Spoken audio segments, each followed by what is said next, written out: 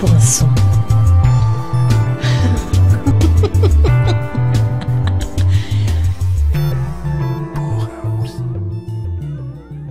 On va se balader dans votre parcours d'ici là et on va débuter en écoutant un son, tel est le principe de l'émission, avec un retour sonore sur une partie de votre carrière médiatique, Guy Carlier. Cette semaine, Julien Lepers nous a gâtés dans le genre « j'y connais rien mais je fais semblant ». Par exemple, l'autre jour, il reçoit une Toulousaine qui aimait Claude Nougaro. Il lui dit « ah oui, Nougaro, c'est normal, vous devez aimer la chanson sur la ville de Toulouse ». La fille répond « oui, mais tout ». Sous-entendu, j'aime la chanson sur Toulouse, mais j'aime tout le répertoire. L'autre qui avait oublié de mettre son audio zoom de Phonax, il avait compris Tours. Donc il se dit, merde, Nougaro a écrit une chanson sur la ville de Tours, je suis pas au courant. Je vais faire semblant de connaître, pour pas avoir l'air con. Alors il répond à la fille, ah oui, Toulouse, quelle belle chanson, et Tours aussi. Vous disiez que vous n'aimiez pas votre physique, est-ce que vous aimez votre voix? Vous avez quoi comme rapport avec votre voix depuis vos débuts en radio? Bah, vous savez, quand vous avez été, c'est très étrange parce que quand j'ai parlé avec Marco, j'ai parlé de ce problème de poids et lui était obèse étant petit. Et je lui ai dit, c'est drôle parce que tu sais, quand tu as été mince étant gamin, ce qui était mon cas, et je joue au foot et tout ça, et tu restes dans ta tête maigre, mince tout le temps. Tu te rends pas compte, donc tu évites les miroirs, etc. Et Marco m'a dit, mais quand tu as été gros étant petit, tu le restes toujours dans ta tête, voyez. Et donc ma voix me semblait correspondre à mon physique d'avant. C'est comme si ma voix disait, voilà le vrai Guy Carlier. Elle n'a pas changé, elle.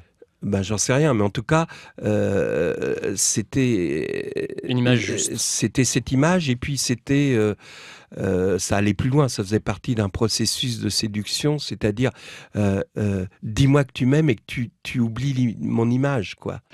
Mais revenons-en à Anne Sinclair. Elle a fermé son blog, vous le savez, avec ce dernier message dans lequel elle dit « Vous avez été très nombreux à m'adresser des messages. Je ne peux répondre à chacun, mais sachez qu'ils m'ont touché. » Elle écrit touché et S. Je ne me souviens plus de la conjugaison des auxiliaires.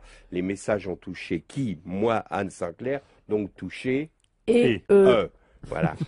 Si elle parlait de son mari, par exemple, qu'elle écrive Dominique Strauss-Kahn a touché la femme de chambre, il faudrait écrire touché et. Un jour, on recevait Isabelle Huppert. Et donc elle descend le grand escalier, on se lève, enfin moi péniblement pour l'accueillir, elle nous fait la bise et elle me souffle à l'oreille, s'il vous plaît, soyez pas trop méchant avec moi, j'ai peur de vous. Et je me suis dit, mais enfin, Isabelle Huppert, quel monstre je suis devenu pour qu'elle ait peur, pour qu'elle comprenne pas que, en fait, mes victimes étaient les Tartuffe, les Elisabeth Tessier, les Raël, les je ne sais quoi, ou alors vraiment du chambrage premier degré, comme Lepers, mais enfin, Isabelle Huppert, vous pouvez pas dire que c'est une Tartuffe, qu'elle n'a pas de talent, qu'elle, je ne sais pas. Vous voyez, il y a un respect de ce qu'elle est, de sa carrière, de son travail, de son et là, j'ai dit, j'arrêterai ça. Tiens, je trouve qu'il a maigri. Carlier fait plus mince qu'à la télé. L'autre Andrew qui répond, mais non, c'est parce qu'on a un écran 16/9. Mesdames et messieurs, bonsoir. Là, genre, ça va comme ça? Un mec qui s'appuie des contracts. Super détendu. Parade nuptiale. Guy Carlier, on vient de terminer l'enregistrement de Pour un oui, pour un son. Ça fait quoi d'aller à la radio? Ça crée des liens entre nous. Hein. Ça crée un rapprochement certain. C'est vrai. Ça fait quoi d'arriver à la radio sans avoir rien écrit, rien préparé et d'avoir à répondre à des questions sur soi? C'est un exercice inhabituel mais plaisant pour vous?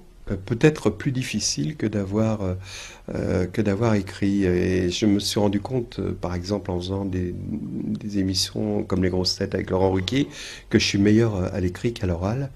Et souvent, il m'arrive, là, je sais que je vais vous quitter, et que dans la voiture, je vais me dire « Ah merde, à ce moment-là, j'aurais dû dire ça, ça aurait été très brillant. » Donc, je demande aux auditeurs de penser que dans la voiture, je serais très brillant tout à l'heure, si je les ai un peu déçus. Voilà. Ça aurait pu être encore mieux. Et vous serez aussi sur scène, bientôt? Oui, je vais jouer mon deuxième spectacle, qui s'appelle Route 66, parce que j'ai 66 ans, et que j'arrive au bout d'une route mythique, comme l'est la route 66, donc le parallèle était facile à faire.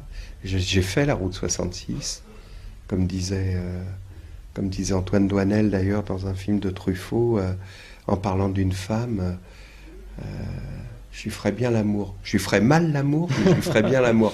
La route 66, je l'ai faite, bel et bien faite, mais mal faite. Parce que, pour un tas de raisons que je raconte dans le livre.